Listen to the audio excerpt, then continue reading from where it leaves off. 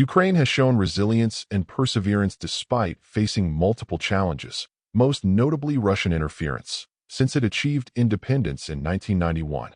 Russia's threats have culminated in the annexation of Crimea and Europe's biggest land battle in 80 years. Amid the dissolution of the Soviet Union, Ukraine votes for independence in a referendum, with 92% of Ukrainians supporting independence, and elects Leonid Kravchuk as president. Ukraine had the second largest population and economy of the 15 Soviet republics.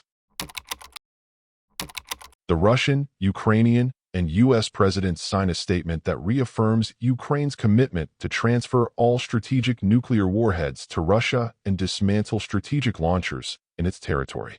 The statement also confirms Russian readiness to compensate Ukraine for the value of the highly enriched uranium in the warheads, notes U.S. readiness to assist Ukraine in dismantling the launchers, and specifies security assurances Ukraine will receive once it accedes to the Nuclear Non-Proliferation Treaty, NPT, as a non-nuclear weapons state.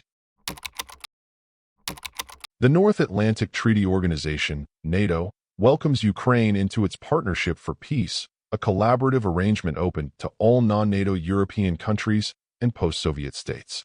Ukraine and Hungary become the fifth and sixth members of the partnership. Russia becomes a member that June and conducts various cooperative activities with NATO, including joint military exercises, until 2014, when NATO formally suspends ties. As the Cold War ended, Russia had opposed the eastern expansion of NATO. However, 13 former partnership members eventually joined the alliance. Former Prime Minister Leonid Kuchma defeats incumbent President Leonid Kravchuk.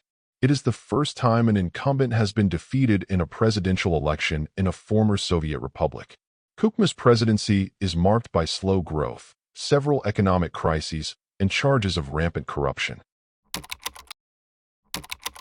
The Budapest Memorandum on Security Assurances is signed by Russia, Ukraine, the United Kingdom, and the United States, following Ukraine's accession to the NPT as a non-nuclear weapons state.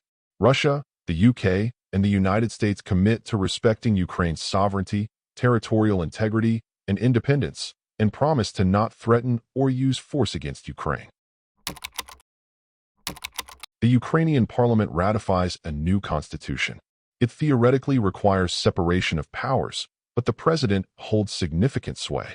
He or she can dismiss the prime minister and rescind acts of the cabinet, for instance. Among other things, the Constitution guarantees free speech and private property ownership and recognizes Ukrainian as the sole state language. Kuchma meets with NATO leaders in Madrid, where they sign a document establishing a distinctive partnership between Ukraine and the Defense Alliance. Under this partnership, a NATO-Ukraine Commission will meet at least twice per year to discuss the relationship. On September 16th, Yuri Gongadze, a Ukrainian journalist investigating alleged corruption in the Kuchma administration, disappears.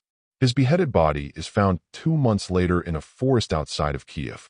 Audio recordings eventually surface that purport to show Kuchma ordering subordinates to kill Gongadze. The scandal spurs public discontent about corruption among Ukraine's elites, leading to street protests. Western countries reconsider their support of Kuchma's government. The parliament passes a no-confidence motion against Prime Minister Viktor Yushchenko, who steps down. The vote is carried out by parties allied with Kuchma, who had surprised observers when he nominated Yushchenko to be prime minister in 1999. Yushchenko and his deputy Yulia Tymoshenko had been pushing through energy sector reforms that became unpopular with many of Kuchma's oligarch supporters.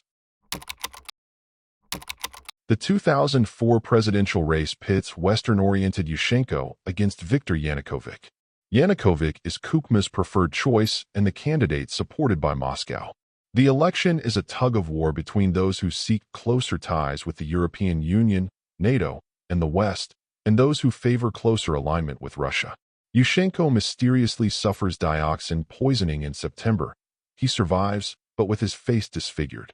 After 2 flawed rounds of voting award the election to Yanukovych, protesters dressed in orange, Yushchenko's campaign color, take to the streets in large numbers and force a re-vote in December, which Yushchenko wins. The second so-called color revolution in a post-Soviet state, a year after Georgia's Rose Revolution, sets off alarm bells in Moscow. A pricing and transit dispute between the Yushchenko government and Russia's state-owned Gazprom results in a gas cutoff, lasting a couple of days and quickly causing supply drops in European countries that import Russian gas via Ukraine. The dispute underscores the energy interdependence between Russia and Ukraine, with 80% of Russia's gas exports to Europe passing through the country. At the same time, Ukraine relies on Russia for much of its own natural gas supply, for which it has historically paid below market rates. The shutdown occurs amid an economic slowdown that begins to dent Yushchenko's popularity. NATO begins its 22nd summit amid a debate about whether it should offer membership action plans, MAP, forerunners to membership, to Croatia, Georgia, and Ukraine. But in discussions between NATO officials and Russian President Vladimir Putin, Putin expresses opposition to extending maps to Georgia and Ukraine. Unable to reach a consensus, NATO members declined to offer a map to either. During a separate meeting, Putin reportedly tells U.S. President George W. Bush that Ukraine is not even a real nation-state. Russian troops invade Georgia following a Georgian military operation against a South Ossetian separatist stronghold. The invasion leads to a 5-day war and results in an increased Russian presence in the breakaway Georgian republics of Abkhazia and South Ossetia, which represent roughly 1/5 of Georgian territory. Yushchenko sides with Georgia, further increasing tensions between Kyiv and Moscow. Russia subsequently recognizes both republics as independent states, though neither is recognized as an independent state by most countries. Yanukovych narrowly defeats Tymoshenko, prime minister at the time, in a presidential election that most international observers view as free and fair. Aided by political consultants from the United States, Yanukovych recasts himself as more open to EU integration. His victory is a sign of voter disillusionment with Tymoshenko and Yushchenko after several years of economic trouble. Yanukovych has Tymoshenko arrested for abuse of office, and she is sentenced to 7 years in prison. International observers see the prosecution as a politically motivated way for Yanukovych to sideline his main opponent, and the U.S. ambassador calls the trial a farce, a view shared by many. The jailing stalls negotiations with the European Union over improving trade and political ties. Brussels refuses to finalize the association agreement at the December EU-Ukraine summit in Kyiv. The Ukrainian government states that it will not sign the association agreement at an upcoming EU-Ukraine summit in Lithuania. Yanukovych's administration announces it will resume dialogue with Russia about joining the Eurasian Customs Union. Protests begin in Kyiv almost immediately. Ukrainians turn out in large numbers to protest Yanukovych's announcement on EU ties. Mostly peaceful demonstrations continue for 2 months in Kyiv's main Maidan Square. They turn violent after the government moves to break up protesters, and the ensuing crackdown kills more than 100 people. On February 21st, Yanukovych and opposition leaders reach a settlement that includes plans for presidential elections before the end of the year. Soon after, Yanukovych flees to Russia. He leaves behind a lavishly decorated palace, which protesters see as evidence of his corruption.